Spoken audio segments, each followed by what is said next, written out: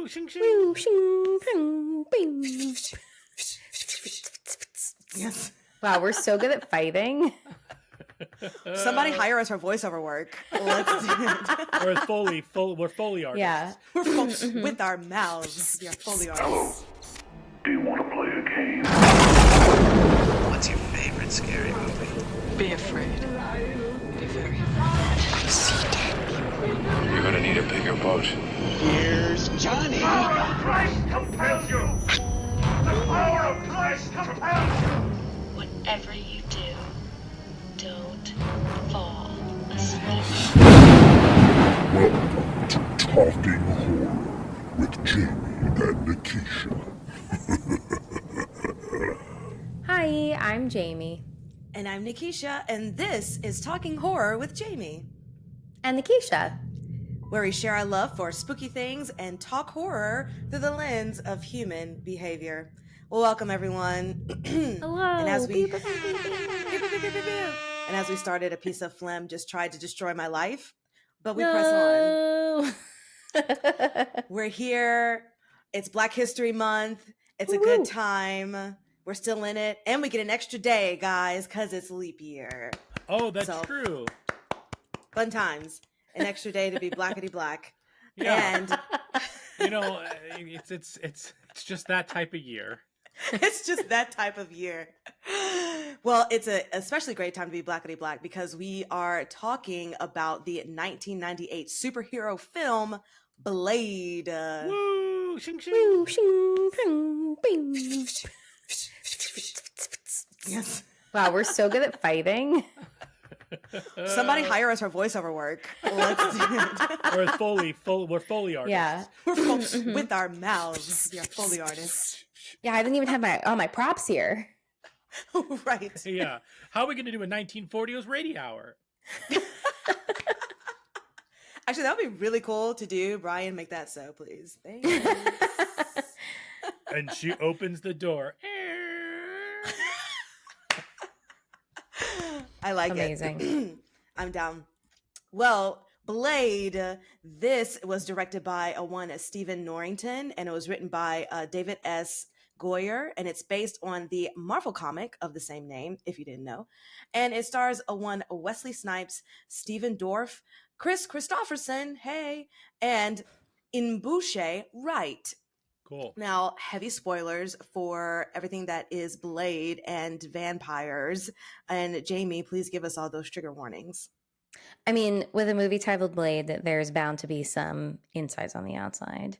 And there are.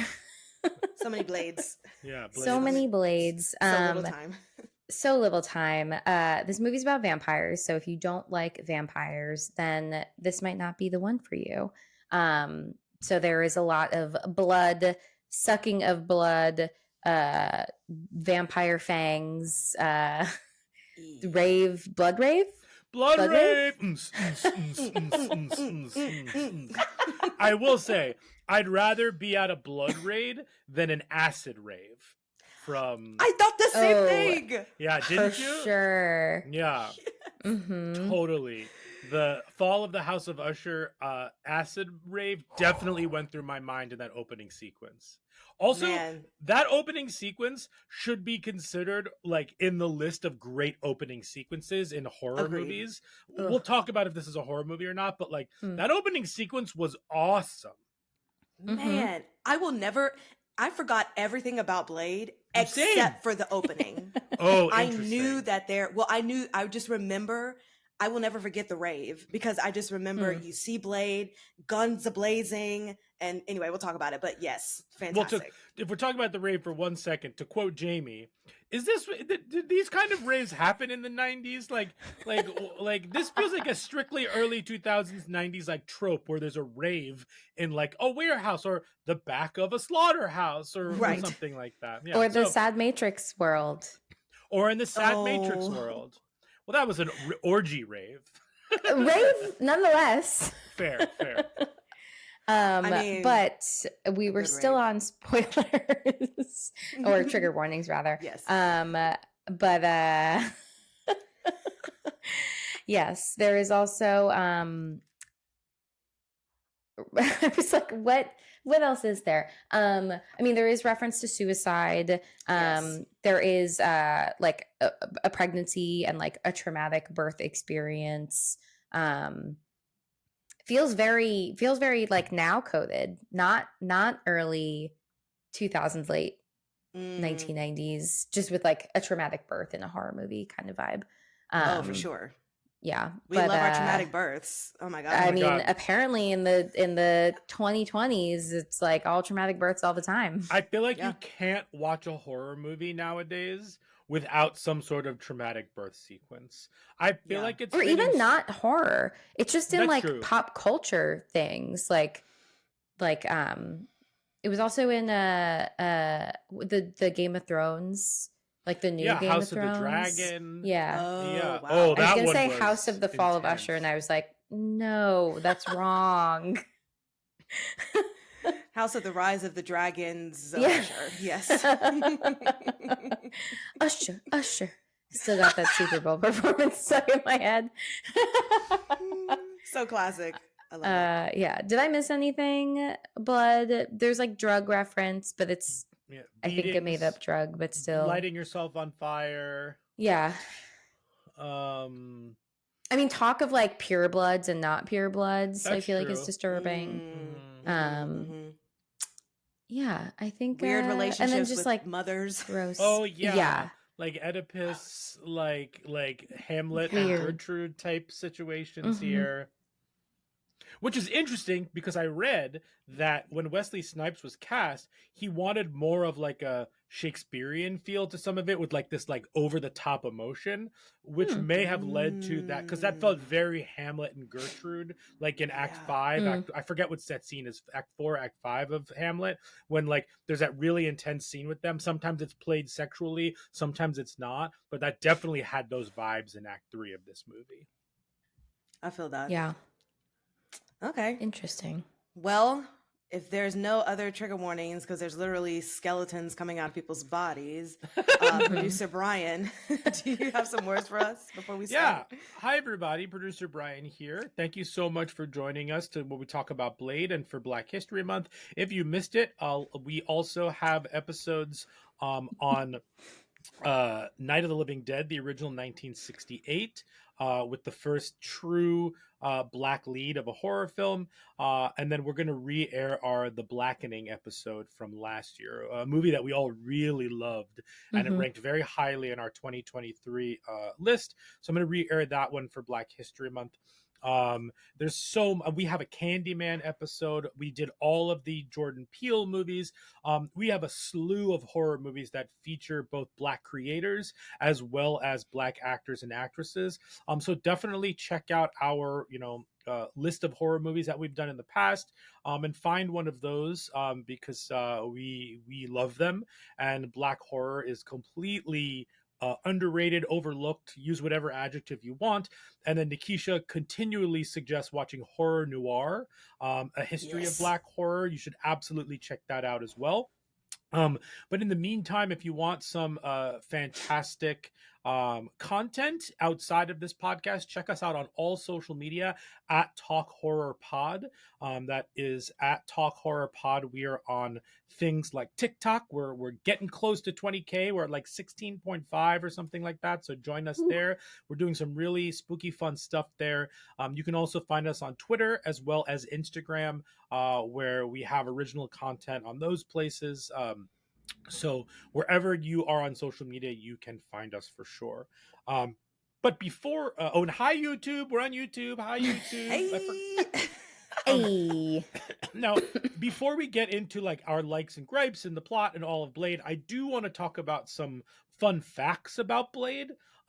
Because even though this is a Black superhero, this is obviously like it's centered around a Black character. It's more than that. We didn't choose it just because it's Blade. This movie was the first, for 1998, was the first financially successful Marvel movie. X-Men didn't come out. X-Men is considered like the start of all of this, in terms of like in 2000. But Blade in 1998 made had a $45-ish million budget and made $131.2 million. There are Wow. 2 sequels, one of which is awesome, directed by Guillermo del Toro. The other one is could potentially be better, Blade Trinity. That's a very nice way of saying it's bad. Yeah. So David S. Goyer wrote this. David S. Goyer, you may know him from writing all of the he's written so many superhero movies. He wrote Christopher Nolan's Dark Knight trilogy. He wrote all 3 Blade movies. He Man of Steel. He wrote Man of Steel. He wrote the Ghost Rider movies, or at least the Spirit of Vengeance, Man of Steel, Dawn of Justice. He wrote the new. He was a producer on the new Hellraiser movie. I didn't actually see that, but anyway, he's does Batman Begins, all that stuff. But what's interesting is that this movie actually changed who Blade is in the comic books. In the comic books, Blade in the 70s was created as like a secondary character. He was just immune to the vampire stuff. And then in a comic book, he was bit by Morbius, our good guy Morbius. Morbius! Who in a deleted scene of this movie, an alternate ending, was in this movie. However, the point that I'm making is that in this, the studio wanted to make this like a parody, a tongue-in-cheek movie, and Goyer fought for this movie to be grounded and realistic. And the vampirism is more of like a blood disease than anything else. The studio also wanted to make Blade white. He fought against that, and Blade stayed the color that he's supposed to be. Blade is also usually, I think in the original comics, was like an older gentleman, whereas in this, I'm not familiar with the Blade comic books. I didn't really read Blade growing up, but they made him younger, cooler in this. And then the comic books, act cool, boy, crazy boy. That's every time I think of like someone being cool, that is the first thing that comes to mind. Yeah. For sure. And then Deacon was changed for this as well, or rather Frost was changed for this as well. But the point I'm trying to make is that this movie is super influential in comic books, but it does not get the credit that it potentially deserves in box office and what it did for Blade in the comic books, because Blade changed in the comics for this. And then next year, as of right now, we're getting the remake of Blade starring Mahershala Ali for the MCU. Super excited about that. Blade was featured at the end of Eternals in voiceover only. I guess spoiler alert if you care. But I'm excited for the new Blade. But I just wanted to point out, like, this is super important, both as a comic book movie, both as a black comic book movie for Marvel and all of that stuff. Also, Marvel only made like $25,000 from this movie for the rights. Like, I don't think they actually got any of the box office. Right. Well, this was like back when it was all still like they just sold off all the rights. Like they siphoned it to all of these different studios. Yeah. And it's so funny. I'm glad you mentioned that, Brian, because that was something that I was going to bring up in our likes and gripes. But I did want to just piggyback off of that and read part of this article. That's called "An Unsung Hero: How Blade Helped Save the Comic Book Movie." And it just says Blade was released in August 21st of 1998, and no one expected it to be a hit. It happened to open a week after one of the most hailed films of all time. The movie came out the second weekend of Saving Private Ryan, and it opened at number 1, and it knocked Private Ryan off the number 1 spot. And everybody was like, what? Are you kidding?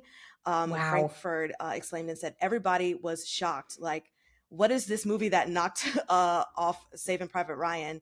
And then it held its second weekend too at number 1, which was unheard of for an urban movie, because usually they just kind of fizzle out. And it gives an example of just like a horror movie does. And other people in this article is just saying that a lot of people were like, oh, this is definitely a horror movie. So not only were people like, oh, this is a black comic book movie, but it's also people are considering it a horror movie. So to have comic book and horror knock off like a really top tier movie that, is in the canon of one of the top, best movies is really great. So thanks for bringing that up, Brian. But I want to add to that. No, that's great. Fantastic. Well, we need a plot summary of this movie. So, producer Brian All right. has Woohoo. 2 minutes on the clock 2 to give us minutes everything about Blade. What's the plot? on the clock to tell us about the Blade. All right. The Blade. Are you ready? I think so. It was longer than I remembered it being, so Especially you have Act your work. 3, but we'll yeah, talk you have about your that. work cut out for you. All right, ready, Yeah. steady, go. Okay, so it opens with a black woman who is pregnant, clearly bitten by a vampire. She dies and gives birth to a baby. That baby is Blade. Fast forward to now. Blade is a half vampire, half human. Realistically, he's more of a human. A damper, a dampier. Basically, he has the powers of a vampire, but he doesn't have the weaknesses of a vampire. And he's hunting vampires. He's basically trying to hunt the number one vampire who's like super mean. And that is Deacon Frost, played by Stephen Dorff. Deacon Frost essentially wants to unalive this like vampire entity thing that would basically make him all powerful. He believes, against the wishes of the vampire council, who makes like back end deals with politicians, that the vampires should be taking over everything and that they're the most powerful. So this whole time he's basically like trying to find them and make that all work. There's some really wacky stuff in this movie, like a giant obese vampire type thing, which I totally forgot about that scene.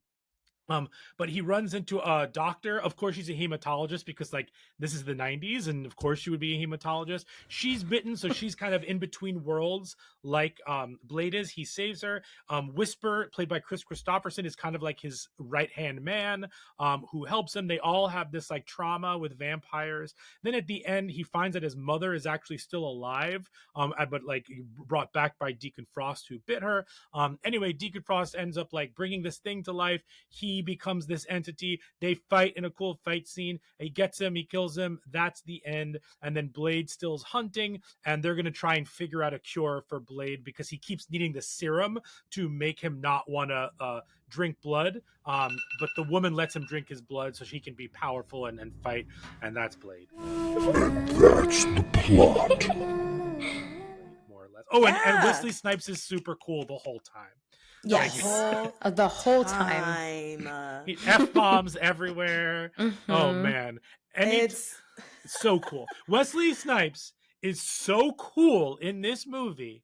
How cool is he? Man, I don't think there's a better F-bomb, a smoother F-bomb than every time he says motherfucker in this movie. Like step Yes. not aside, even God. Samuel Jackson. Yes, thank No. you. I would go to bat and die in the hill that all of Wesley Snipes' motherfuckers in this movie are better than Sam Jackson's. Because Wow. I feel like that's a hot take. when Sam is. Jackson says something like motherfucker, like there's an emphasis on it. This is just a Mm. part of Blade's vocabulary, and that's what makes it cool. I see that for sure, especially when he whispers, "What the fuck?" Yeah. in one of this scene. Yes. Ah. Like every line he has where he's like, get out of here, motherfucker. Like it's just so Yeah. cool. It's very As Shaft. opposed It's to very- Samuel L., who would Yeah. be like, "Get out of here, motherfucker!" Yeah, Like, exactly. it's Get these just- motherfucking snakes off this these motherfucking plane. planes. Yeah, That is an iconic line. it is. But everything in this one is just smooth. Like he's like the walking, like he is butter in this movie. Yes. I Even love his it. Well, dumb when he appears behind her, or I forget in what scene, and he just like crosses his arms and there's the blade in one hand. Like Yeah. it's so choreographed, but it's wonderful. You met my associate Blade. Like the edit is just like he just is behind her. Oh, I love those edits. Oh, sorry, I'm getting to my likes and gripes. I'll stop there. Yeah.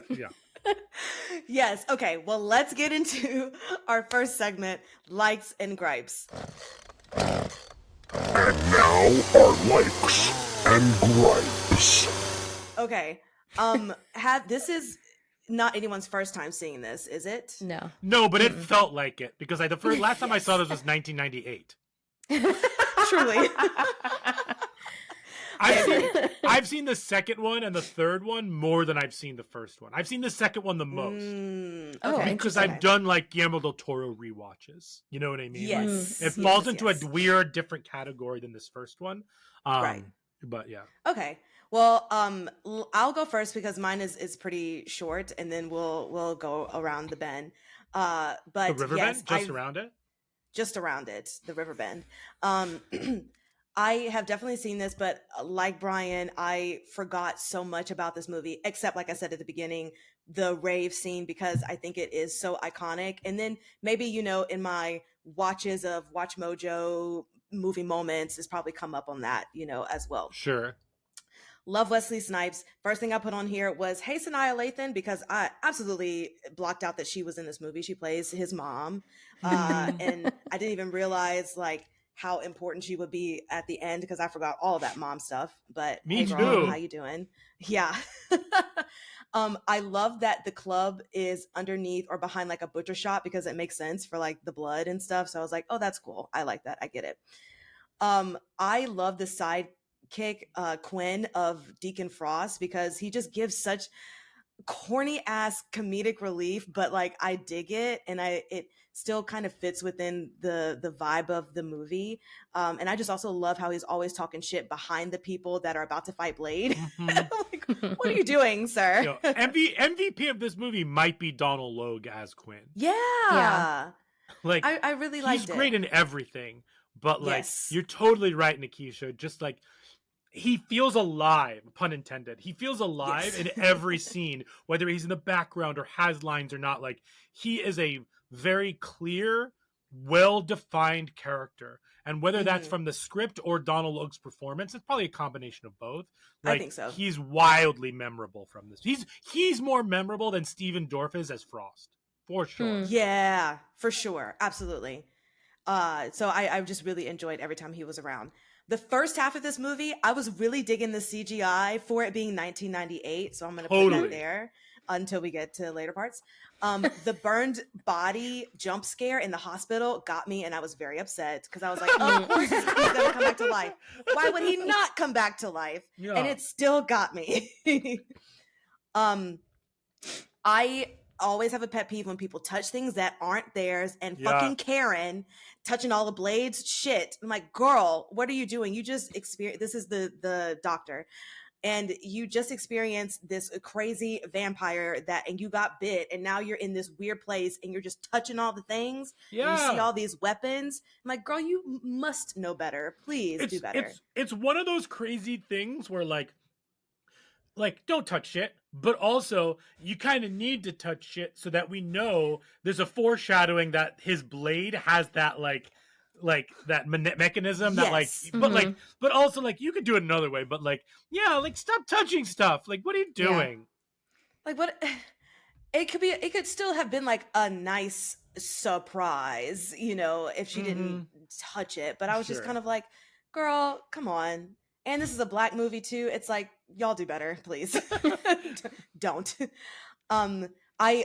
We love rules, and so I like how they confirm what can kill a vampire and how and what's real and true in their worlds, because they're like, it's not like the movies. The crosses don't do shit. Like, it's the silver and it's the garlic, And so I just wrote down, it's like the silver kills and the garlic puts them into like a shock. So I just really enjoyed the rules for that movie. Also, Nikisha, I was reading in a deleted scene, there are even more rules, specifically about like, if they kill all the humans, how are the vampires going to eat? And apparently they go through like, well, we'll harvest some humans in a place where we can like distribute all of that, like even more, which I think was used in the third one eventually, that like concept.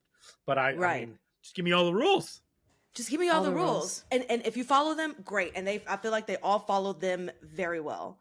Brian mentioned this earlier, but the character vampire Pearl, the prosthetics the one that the bigger vampire that was doing all the computer work and that they like Mm. fry.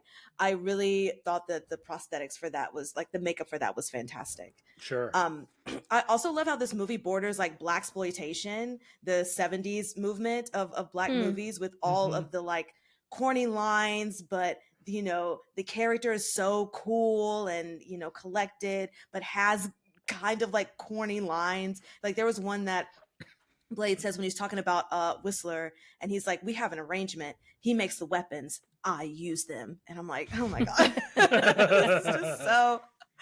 But I love it. But it was also very like James Bond and Q, where like Yes, Bond's for like sure.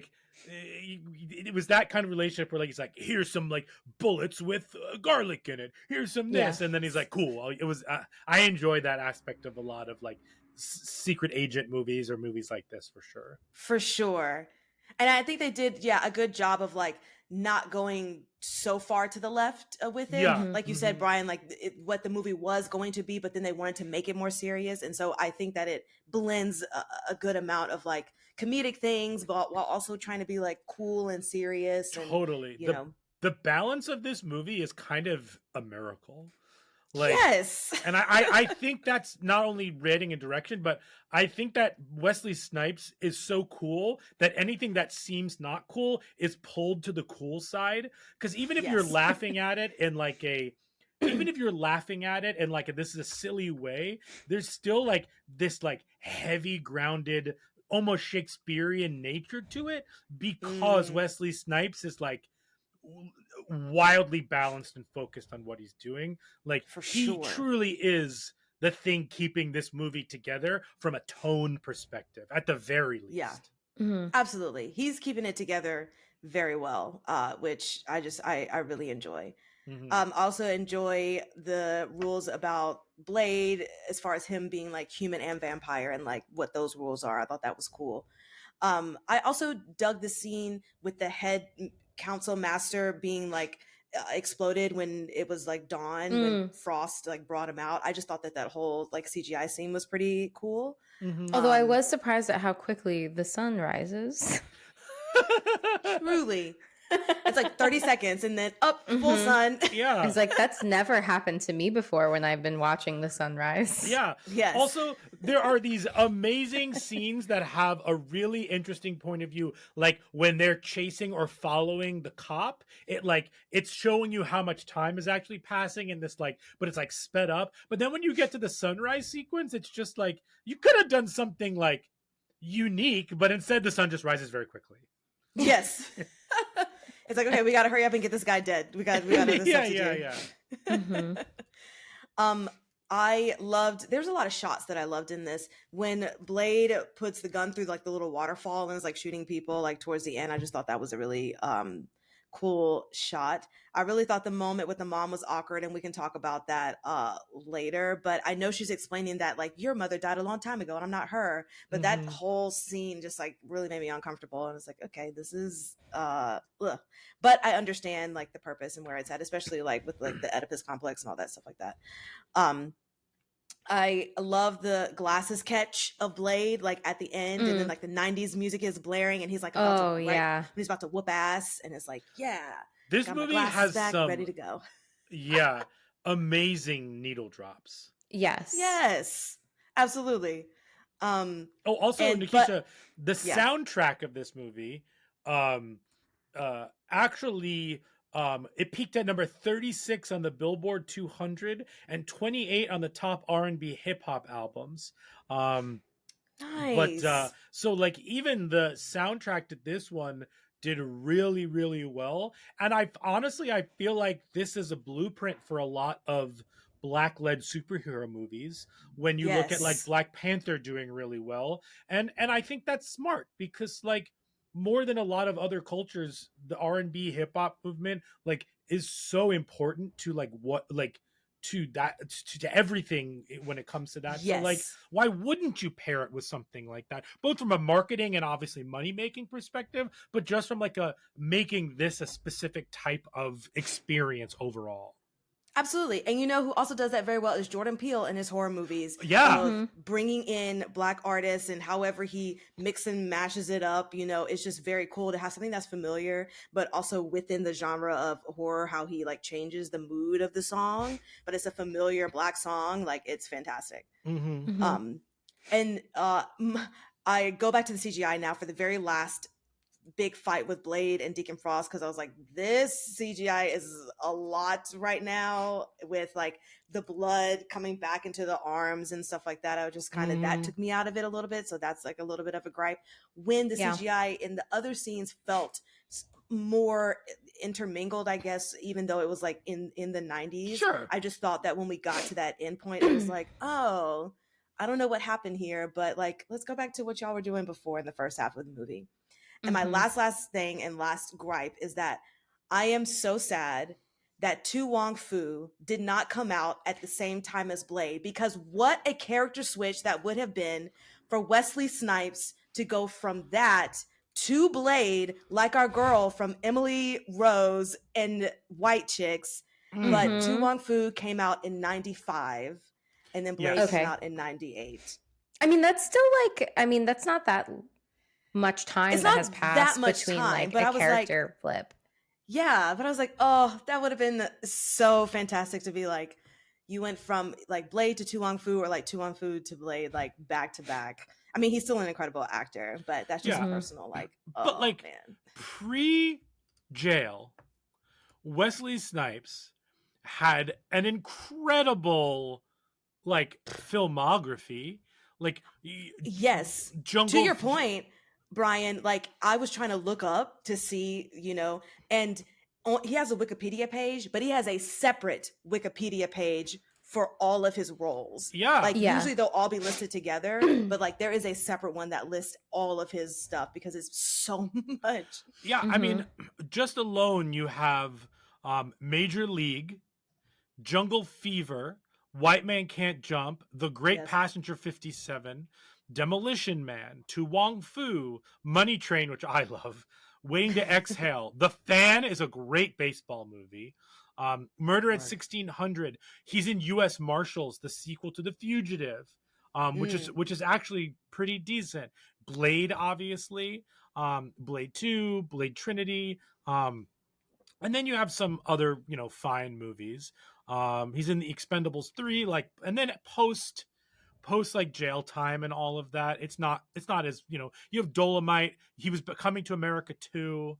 But like, man, what a run of movies, both from a like comedy perspective, from a like intense drama perspective, from an action movie perspective. Like he was a true like movie star who could do anything, and like was I have to look at the box office stuff more specifically, but like he could bring in people, and he wasn't just some like willy-nilly like action star, if you will. Like he has the acting chops for sure. Yeah. I love it. Yes. Well, that's my likes and gripes. Who would like to go next? Jamie, go for it. Sure. I have no idea how many times I've seen this movie, but I do know that I've definitely only seen it on TV and did not realize how many F-bombs are in this movie. So that delighted me. This movie is so fun. I really enjoy it. I think that Wesley Snipes is an excellent protagonist. Just like the energy that he's serving is so consistent throughout this whole film, and like every line he delivers is just tickles me. The first thing I said was like the beginning of this movie feels so like late 90s, early 2000s coded, between the music and like what people are wearing and how they are acting, and like this rave, which then made me go down the rabbit hole of like, are raves like this real? Like, obviously I'm outing myself as having never been to a rave, but I need it for all those ravers out there. Please let me know if you've attended a blood rave or something similar too. Yes. I agree about like the CGI, like in the beginning and stuff. Like, I'm also like, okay, like I can understand that this is a movie that came out in 1998, like the quality of the CGI that we're seeing is going to be what it is, and like that's fine. I kind of like how in that first sequence in the rave when he starts fighting all of the vampires that like everyone just disintegrates into skulls. It's like wild to watch. And I'm just like, oh, like how did they decide that that's what their deaths look like? I thought it was really creative. Like there's so many other things that we see from like how vampires die in media. So like I just thought that was cool to see, instead of them, they still kind of like disintegrate, you know, especially with the ones who, I mean, with all of them, all of the different kinds of deaths. But like I liked, I don't know, I like that element too. Did I like it at the end when they're flying around? I don't know. True. Well, apparently that was a different scene where like the original scene or something to the effect was Frost was kind of like this swirl of like blood and guts and stuff like that. And it wasn't like this big fight scene. It got really poor reviews from like test audiences, so they reshot the movie. The movie was pushed back like a year and a half, and like they rebuilt the whole third act of the movie, which is what we see, and it got much better like reviews and feedback, because realistically they couldn't do that like blood tornado or whatever it is with the CG at the time. That would have looked terrible. Awful. Yeah. Totally like awful. Truly bad. I can't even think about it. I did write down the "motherfucker, are you out of your damn mind" line because it's so good. Again, like the delivery is just so, just like true to this character, sincere. It was great. Shout out to the neck band-aids that our hematologist I just thought they were so funny. I also was like, they are, every single time there's like a close-up or like distance from her, I feel like they're in different spots. There's like no consistency with like the distance between where the bites are. Like he had a big mouth. Yeah, like huge. Because first it was like two big band-aids, and then it ended up just being like the small circle band-aids. So I was just Loved like, it. what is happening? Anyway, that was really funny. I also laughed. So when she goes back to her apartment and the familiar attacks her, the cop, and then Wesley Snipes shows up and she's like, "Oh, you used me as bait." And he's just like making a whole mess of her apartment. I made a comment to Brian, like he just like showed up in her house and is like fully destroying it, which feels totally like outlandish. And then she literally says, "Is all that necessary?" And I was like, you know what? I'm going to shut up because I'm really glad that this movie is like thinking along the same lines as me. So like I felt very validated. Well, it's funny because we watched Dread this week. The Dread movie with Carl Urban. The remake. And every time Jamie had a question, they explained he answered it every single time. I was shocked. It was amazing. Really funny. It was really funny, but I was like, you know what? I'm going to let the movie be a movie. I mean, I can't help myself, but I did eventually shut up because they really did answer any question that was posed. They provided an answer to pretty soon after, so I didn't really have to wait. So yeah, I'm just commenting on things that are happening. I love that. The same thing that you had said earlier, the sunrise scene felt very Indiana Jones death.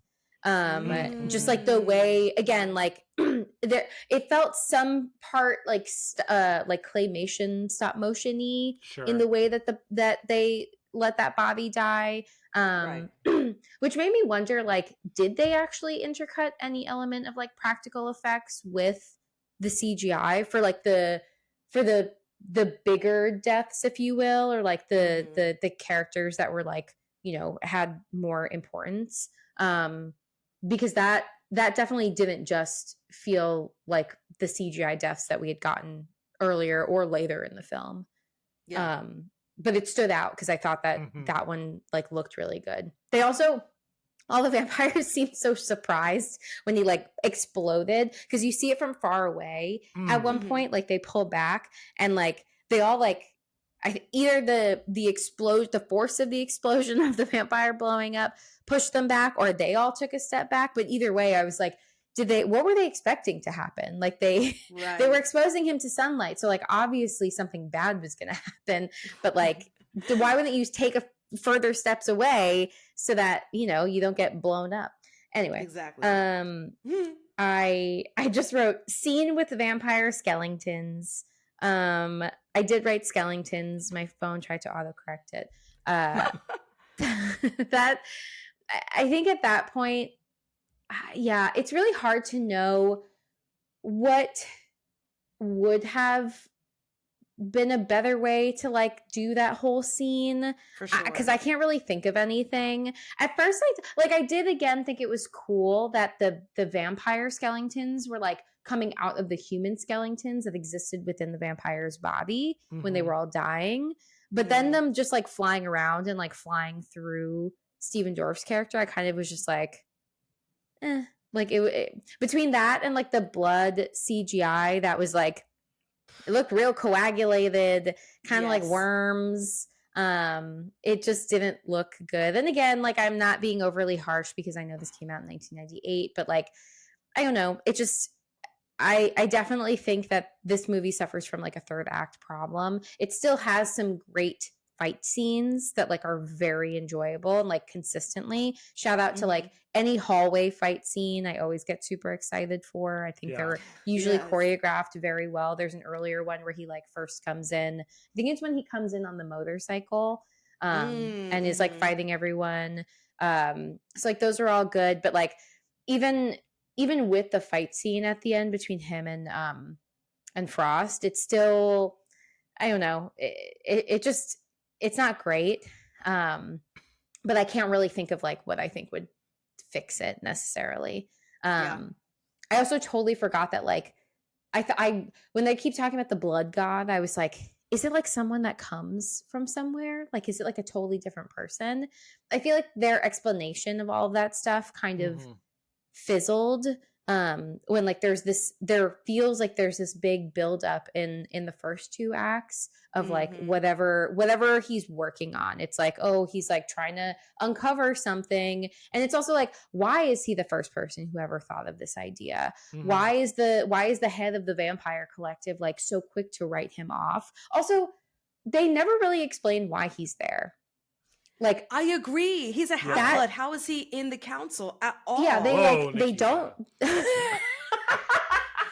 like they clearly don't respect him and they don't like him. Yeah. It felt very much like nepotism, but I had no concept of like, who is this person to them? Why are they allowing Exactly. him in this space? Why are they Yeah. allowing him at like every time they get pissed at him of like, you're not supposed to be in here, but he just is. They don't do anything about it. So it's like, Exactly. Yeah. why is he allowed like all this access in these conversations? They have no oversight into what he's doing, and then like naturally because of that he like fucks all of their shit up. But also it's shocking to me that he's the first one to ever like apply technology to help crack this code. Like it's like a room filled with like people behind the scenes who have paid off politicians and governments and police, like all of these things. They have their hands in everything, and they never thought about like, I don't know, using a computer to like decode these old documents. And this guy is the first one to do it, and also he sucks. Like that stuff doesn't quite make sense to me. Sure. I wish they explained more of like, how does this guy get a seat at the table? Yeah. How is he allowed to like be involved with them, especially when he doesn't even buy into their rules and like their way of existing? He's so counter to that. So like that whole narrative just feels really confusing.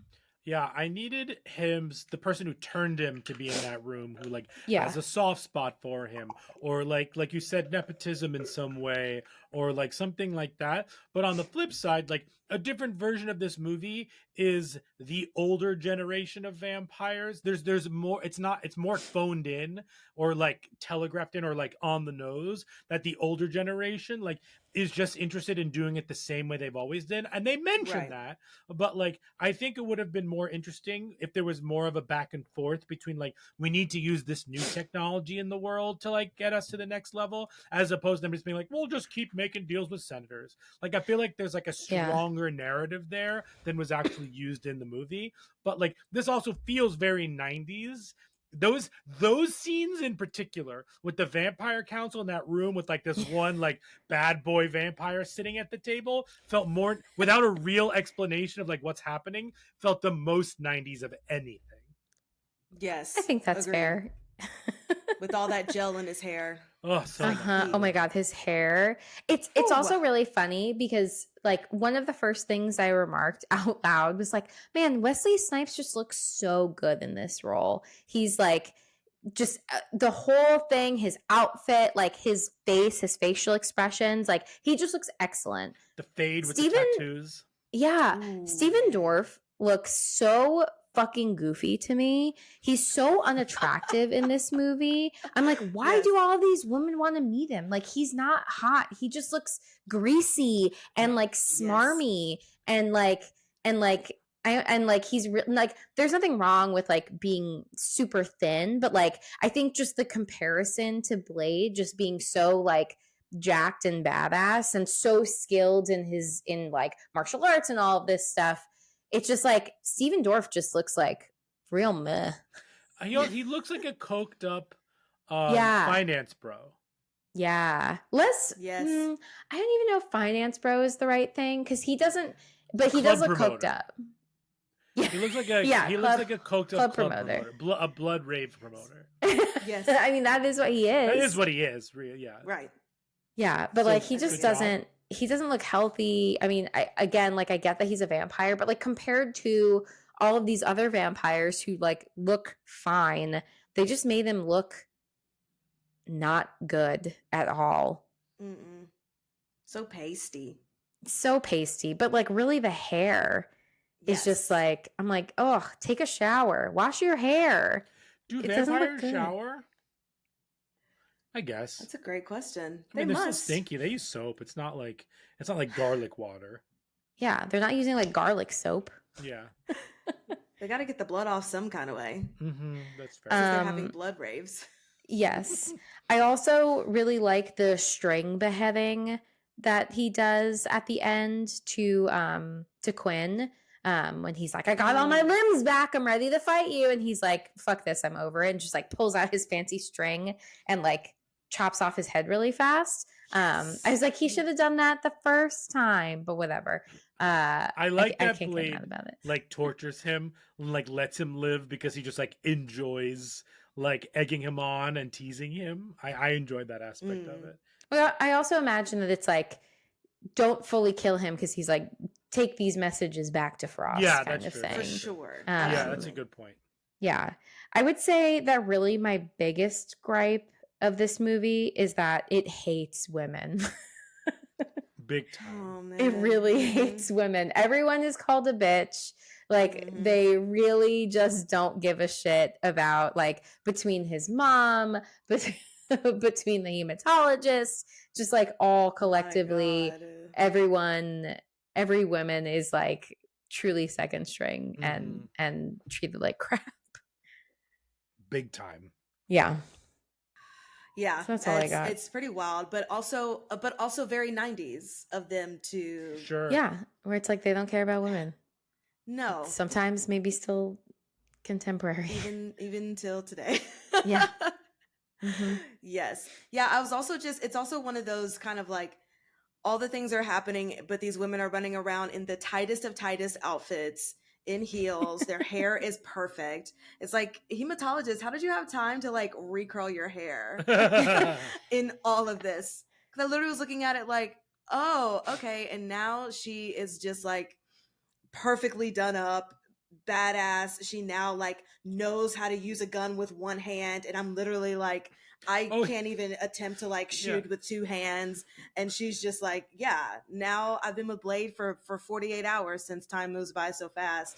And now I can do all the things and handle all this equipment. Fun Yeah, times. what's the line? He's like, you know how to use a gun? She's like, no, I'll figure it out. Right. She's like, I learned quickly. It's like, okay, girl. Yeah, okay, Doc. All right, I Fantastic. guess that makes sense. It's like, okay, cool. These are like heavy machineries, but all right, girl. Mm-hmm. Okay, Brian, your likes and gripes, please. Yeah, we've basically said all my likes about this movie. This movie's just super badass. It's really fun. Some of the shots are really interesting in this, like Nikisha had mentioned. I just had a blast for the first 2/3 of the movie. My gripe of this movie is the third act. It's a very 90s, early 2000s, 90s generic kind of like fight scene that we still have in today's movies. For sure. I fell asleep hard during the act 3 of this movie. Like, it was just boring. Like, and it's like, it just like. And I didn't even know that you were asleep. I was so surprised. Normally, I always catch it. But like, yeah, That's hilarious. The only. Okay, I'll say this about Blade.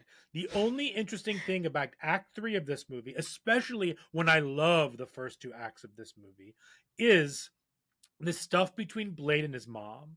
Because it's so outrageous and wild that like sexual tension between his mom weird. coming back and like him, it's totally creepy.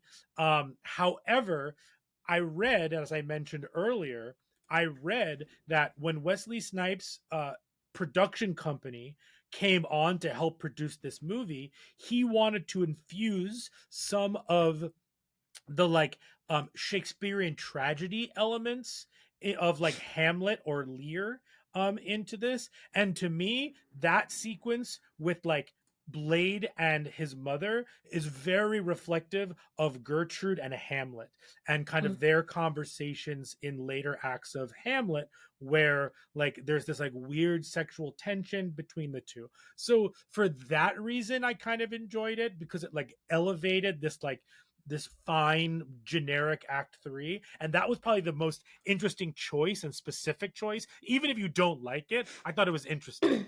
I don't necessarily like the choice. I don't think it makes sense per se, Right. because I don't know how sexual this movie was up until that point, if that makes sense. I agree, because it wasn't. No, these aren't like True Blood vampires where like everybody's doing it. Like, Right. Really only Frost was the only one who had any sexual relationship with other vampires. Maybe Quinn, like with the women around him. And like, yes, you could see Blade kind of like falling for the hematologist, but like that was like the first like true plot point of sexuality in this movie. Right. So like that's why it was weird, but I get why they did it. But the rest of Act 3 is just a boring bit of a mess. But it's kind of like a 90s fun boring mess, if that makes sense. The pacing of it just is so long. And then I don't even know if the payoff of the fight scene is like totally worth it. Those bad special effects are worth it because I love that stuff. Especially because like I like that like Jamie mentioned and Nikisha mentioned as well, up until that point, the special effects are wonderful 1998 special effects. And then at the end they try and go a little further and it's like, oh, okay, this is totally fine. But yeah, Act 3 is just like a 90s mess, and that's kind of what makes it kind of nostalgic, enjoyable, if that makes sense. But that's really my only gripe, because even throughout that kind of tough third act, Wesley Snipes is still awesome. So that's what keeps it going. And what I'll say is, I think that casting Mahershala Ali as the next Blade, I feel like he has the same exact vibe as Wesley Snipes in this, just like this low key, deliver a line, no nonsense, this is all business type of thing. I'm super excited to kind of see him do that. I feel like only 3 like Black actors have the ability to kind of do that, and it's like Wesley Snipes, Mahershala Ali, and like Lawrence Fishburne. Like, I feel like those are the 3 who kind of have that like grounded, I'm cool, smooth as butter vibe that a lot of other Black actors who I love. Smooth as butter. Smooth like butter. Gotta go eat that butter. But Oh. yeah, so those are my likes and gripes of this movie. I guess my last question for you is this a horror movie? Is Blade a horror movie? I think so. I mean, I think that just because it's a superhero movie does not mean that it's not a horror movie. Like, I think that there's definitely other superhero movies that have other tones to them where it's not just, action oriented. Right. I also think, again, like, everyone's definition of horror varies, but I think that there's enough horrifying elements to Blade, like to the story, that like allow it to fall into this category. I don't think it's like the scariest movie I've ever seen by any means, Right. but like I definitely think that there are horrifying elements that I think can qualify it to be a superhero horror crossover. I mean, New Mutants was supposed to be a superhero horror crossover, and like I guess in theory it was. Right. Yeah. No one said that it also has to be good, but that's Yeah. on them. At the end of the day, this is still a vampire movie, and vampire movies are horror movies. Like that's the way. Agreed. Even if it's not scary, this is a action horror movie. Yeah. like, Yes. in the vein And of like. Don't even say anything else because I'm sure we'll get into it with suggestions. But Right. like very much, I think that there's a ton of movies that can both coexist as action and horror Definitely. for sure. For sure. And I would even say that like the way that action has evolved in horror has also like looked very different. But like, maybe this is a hot take, but like maybe the action in like gory movies is still kind of like action. Like there's still like action sequences Yeah. and high adrenaline, but like it's more focused on like some like a specific thing or like the gore, like zooming in on like that particular thing. But like I think that that's still like those are still action sequences in some ways. So like I definitely think it doesn't have to be like one or the other. I think that there's like a way more blurred boundary between the two, but I definitely think For that it is sure. still horror. Yeah, I agree. And like right, Fangs. There have been people, and I haven't seen this movie, but will suggest this movie to me because they're like, "Oh, there are horror movie elements. We think that you would like this." It's the Doctor Strange movie with The Sam Raimi directed. Yeah. Multiverse Yeah. of Made by Madness. Evil Wanda. Dead. Evil Yeah. Dead director. Of course there's Yeah. horror elements in Oh that. yeah. right. So it's just like, yeah, I think you would anything like with it. horror elements. Yeah, You- I you- need to watch it. You would like it now that we have shown you all the Evil Dead movies. Yeah.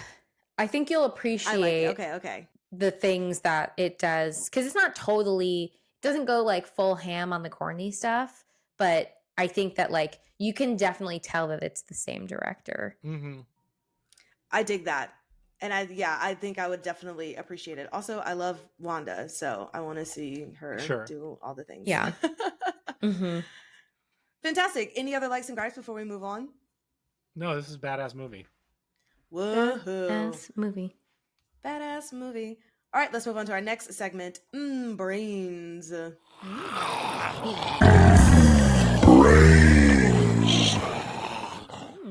Tasty, tasty. Or should we say Which we kinda didn't- blood? Oh yeah, blood. But there was like a little zombie-esque thing that they were kind of discussing with Mm-hmm. Karen's doctor friend that got bit at the beginning and then like attacks her at the end. Oh, Yeah, when she's she in the gets like pit. dumped in that pit. Yeah. Yeah. Which is very Evil Dead coded. I don't know why I keep saying blah blah blah coded. I don't know why that phrase is stuck in my head. So someone slap me around or something. Make me stop. No, it's all good. Fix my brain. Your brain is perfect as we talk about brains now.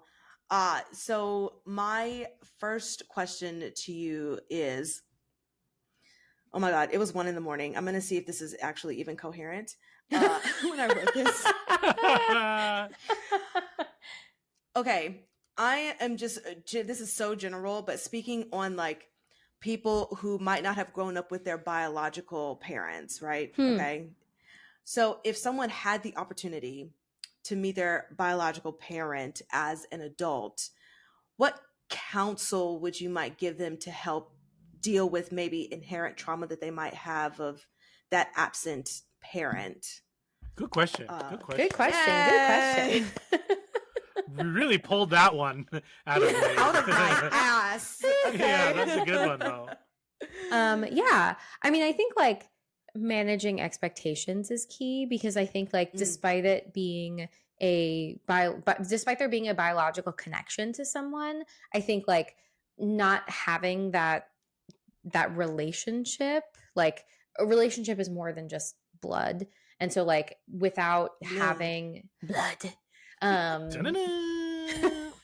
without like having, any other connecting points throughout their life, I think like holding both the fact that this is someone that's like related to you, but also that like in some ways they might be a stranger to you. You might have like no idea who they really are, the type of person they are, what they like, what their values are.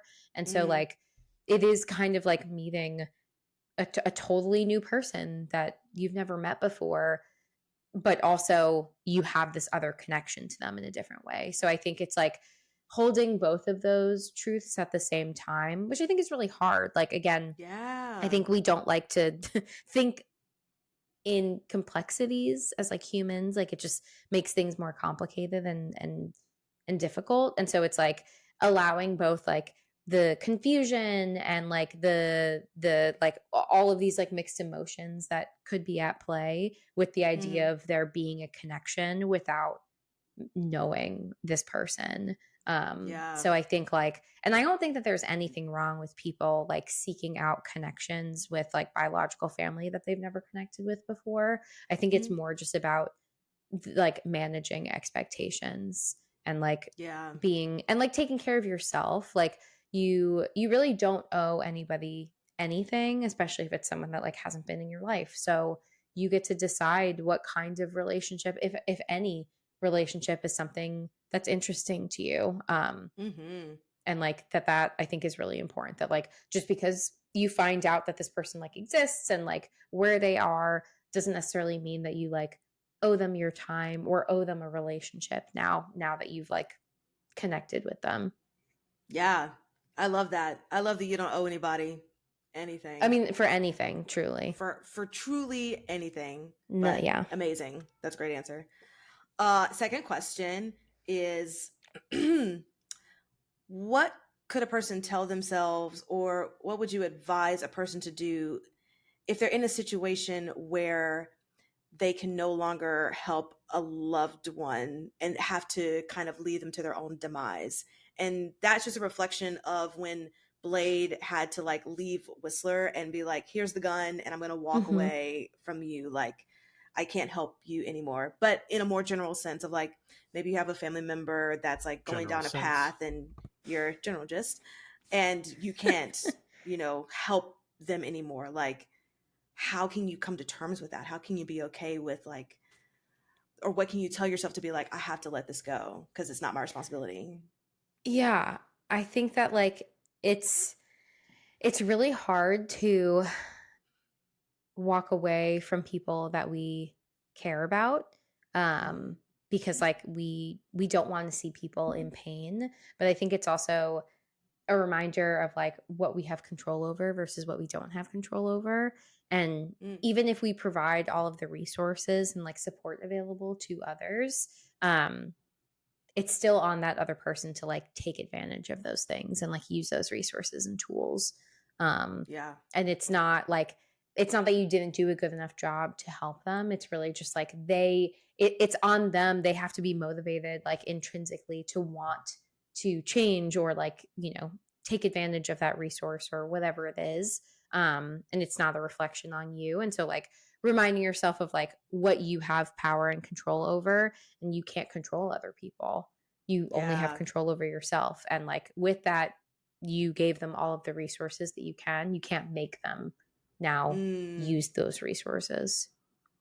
yeah. I love that. It's what's in your control and what's out of your control. So, yes, that's great. And then last question, same scene, but a different look at it. Do you think Blade like holding back that emotion when he has to give Whistler the gun and walk away? Do you think that, wow, what did I say? And sorry, there's like a siren going on if you can hear that. In the It's background. Blade. Google. It's Blade. It's Blade. It could be the vampire factions. Oh no. The familiars are out. Okay. Time to I hide like that now. the familiar was a cop. I really Yes. thought that was Yeah. a clever touch. Mm-hmm. That was a good element. Yeah. Yeah, I like that. Nobody is safe. He said, keep your eyes open.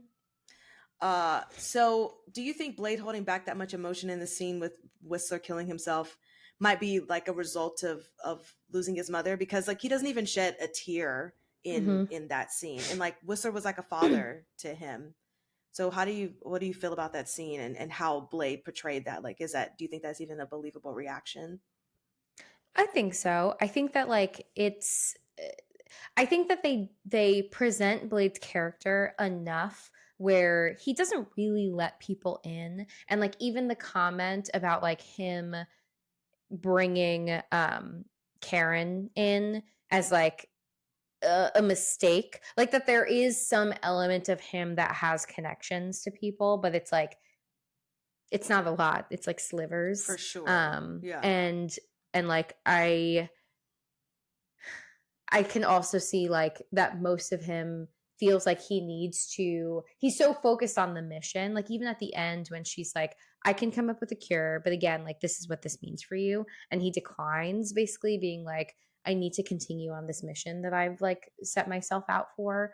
I think it just speaks to like, he's so devoted to this like particular cause that even that supersedes his relationships with people. Like he can't become attached to people because it might get in the way of like this mission that he has. It's like so important to him that I feel like that ends up kind of influencing his relationships to others. And like I also don't really remember 2 and 3 that well of like, yeah, obviously there's like other characters and like people that he joins up with to like fight the bad vampires or whatever, but like I don't remember how he allows them into his life unless it's like always in favor of this mission. And so like that's like the exception is like, well, if they're going to help me, you know, do XYZ, with the exception of Karen, like that's like the one person where it's like, why does he save her?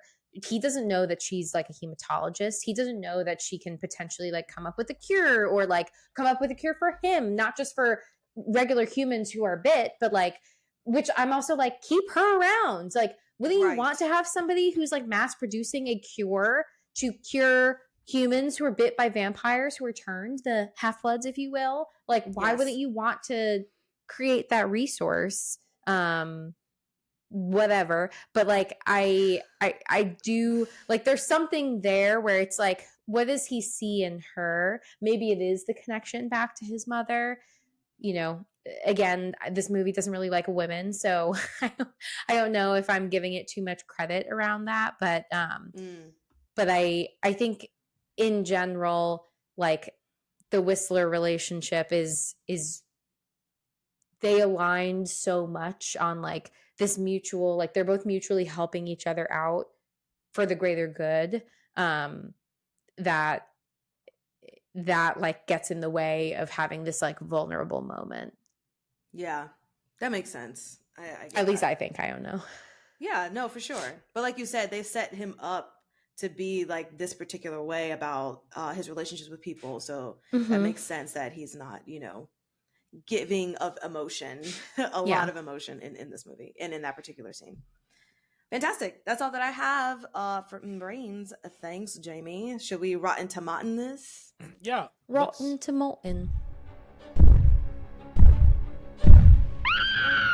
It's the Rotten Tomatoes game. All right. What do you think this has on Rotten Tomatoes? Jamie. I'm going to say... Or Nikisha. Nikisha. You go. You go. 84. Jamie. What do you think this is? I don't know. That feels high. I'm going to say like 61. This has a 58 on Rotten Tomatoes, but the audience score is 78. Okay. The critics' consensus reads, though some may find the plot a bit lacking, Blade's action is fierce, plentiful, and appropriately stylistic for a comic book adaptation. I dig it. Yeah, I think All that's right. fine. All right. Yeah. All right. Okay. All right. What do you think this has 1 through 5 on, or 0 through 5 on Letterboxd? 3.6. All right. Nikisha? I was gonna say 2.7. It has a 3.4. Oh, nice. Um, the number one liked comment is, some motherfuckers are always trying to ice skate uphill is greater than I am Iron Man. Oh, Mhm. yes. Another good one is, Wesley Snipes understands how to move and pose in a comic book movie better than any actor in history. Mm. Yeah, True. he's killing it. Great. Mhm. Cool. All right. Should we do the 4 S's? Yes. Yeses. Skull, scare, shakes, and suggestions. The Talking Horrors 4 S's. All right. The 4 S's are skulls, scares, shakes, and suggestions. We are going to run through those right now. Skulls is how well it handles human health and mental behavior. No, strike that, reverse it. How well it handles mental health and human behavior, 1 through 10. Human health, mental behavior. How scary was this, 1 through 10? And then how much shaking it off, how much you can remember this, 1 through 10. Nikisha, let's start with you. Yeah. Skulls. I'm gonna give this a 4. Yeah. People are like peopling, but it's also vampires in 90s, and yeah, that's the vibe. But to Jamie's point, they also hate women, so 4. Scares, I'm gonna give it a 1 because it's not scary, but I only give it a 1 for that effing jump scare with the hospital that got me. And as much as I do like this movie, like I forgot everything that happened in it, so I'm gonna give it a 4 for shakes, and it's because I'm just only gonna keep remembering. Well, now 2 things: the opening scene, the rave, but also the weird mother scene, because I don't think I'll get that out of my mind. Sure. Jamie? Yeah, for Skulls, I was gonna give it a 4, but I gave it a 5 because I feel like Wesley Snipes as Blade is just so committed as a character that that almost bumps it up by a point. I will follow him wherever he takes me. Just like, yeah. Fair. For scares, I gave it a 2.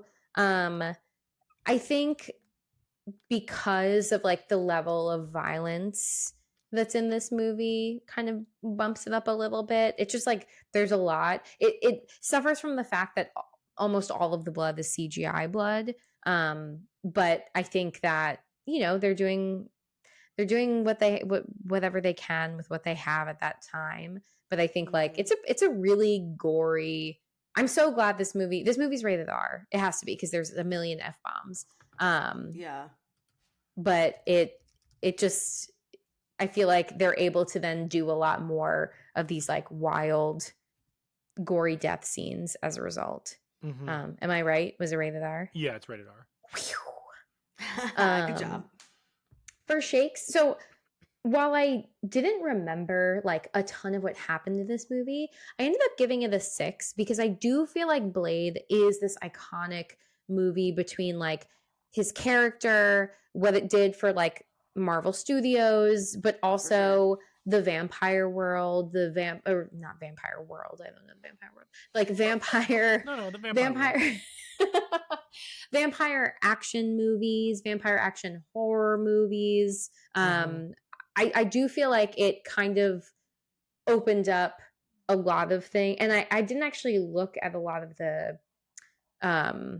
what's it called, release dates for my suggestions, but like I just feel like this was really iconic for the time, and I think it's still, I mean, I know it's gained a cult following, but I do feel like regardless of the fact that the the trilogy, the third one, is really bad. Like people still really like this one and the sequel, and I just feel like that has done a lot for like this particular subgenre of like vampire horror. I mean, before this, vampire movies were like Anne Rice and like Yeah. Dracula movies. Like this just changed the game like completely on like what vampires are, how can they be portrayed in horror movies, stuff like that. But we'll get to that in suggestions in general. I did 5 for Skulls for the same reasons. Scares, I gave this a 0. And then Shakes, I gave this a 6 because it's Blade. So Jamie, you've been mentioning suggestions the whole episode. What are your suggestions? Okay, so I have a couple. I just looked up all the dates of the things because I thought that was important. So for one of them came out before this movie came out, but I think it's taken on a cult film status, but I don't even know. I think it's a great movie. It's From Dusk Till Dawn. I feel like it still has a different reception than Blade does. I feel like Blade has a much wider reception than From Dusk Till Dawn, and that's why I feel like it's a little bit more iconic. But I love this movie. It's Robert Rodriguez and Quentin Tarantino teaming up again. It's like a wild. It's wild. It's also like again like action horror, maybe some vampies. It's a really fun time. So I really enjoy this one. And if you like Blade, I think you would really enjoy this. Nice. But then in terms of like what feels more like the influence that Blade then had on the action kind of superhero-y horror subgenre, if you will, Underworld came out in 2003. Also sparked a trilogy. I can't speak to the other two. I'm pretty sure they're really, really bad. I don't even remember them. But the first one I remember being pretty good. And I think, again, like more vampires. I think they also introduced the werewolf element. So like we're getting a lot of these like creature features in these action horror film subgenres. So that's another one. And then kind of based on something that Brian had mentioned, that the sequel of Blade is made by Guillermo del Toro. I have to also include the first Hellboy movie. I mean, both of them. But the ones made by Guillermo del Toro, the first one came out in 2004 with Ron Perlman and Selma Blair and all of them.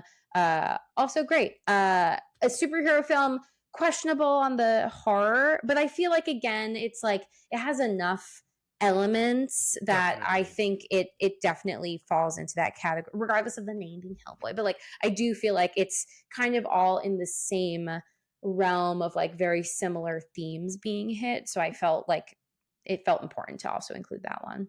Sure. Absolutely. Nikisha? Yeah, I just have one, and we've covered it on the podcast, mostly because I like the action sequences, even though it is a horror movie. Renfield. Sure. Yeah. Yeah, that's perfect. Yeah, I feel like vampire movies, if you were talking about like not Victorian vampire movies, I feel like Lost Boys is like a checkpoint for certain types of vampires. I feel like Jamie said From Dusk Till Dawn is another like version of vampires. And then you get like the Blade Underworlds moving forward. And like I feel like those are 3 types of like vampires that like we've experienced. Like sometimes there are crossovers with those types of things. But like I feel like those are like important movies that like changed what the market thinks that people like as vampire movies. And then from those specific ones, you're trying to copy them and all of that. I'm going to go with one of my favorite movies that feels inspired by this one a little bit. The wonderful and great Van Helsing. Oh, yeah. Nice. Yeah. Man, I haven't thought about that in so long. I love Van Helsing, and the CGI, all the third act, that's like what you expect it to be. Like all of that stuff is just also like, 2004. I think that's definitely in that, like, comes off of that. Yeah. Yeah. And then just from a Black History Month perspective, I also think that you should watch Candyman just in Mhm. terms Yeah. of like we did Night of the Living Dead. I feel like Candyman's another important one. This one's an important one, and then you get to like the Jordan Peele ones and stuff like that. Hmm. But yeah, cool beans. Fantastic. Well, Woo. I think that wraps up our episode of Blade. You can follow us on all of the social medias, TikTok, Instagram, Twitter, at Talk Horror Pod. And Brian, where can they listen to us? You can listen to us wherever you get podcasts, including on YouTube. Hi, YouTube. We have a podcast tab where you can watch and listen to all of our episodes. And then, of course, you can find us on Spotify and Apple Podcasts. Rate and review us there. 5 stars, please. And thank you. Thank you. Brian, what's the Woo. quote? Give it to us. Oh, the quote is There's the too best many. quote from this movie. No, the best Yeah. one is some motherfuckers are always trying to ice skate uphill. Yes. It's great. And then he explodes, and it's Oh my wonderful. God.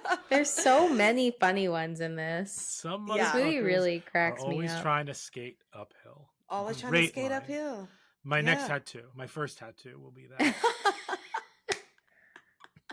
On a blade. Yeah, Like, totally. actual blade, and then Exactly. put the quote on the blade.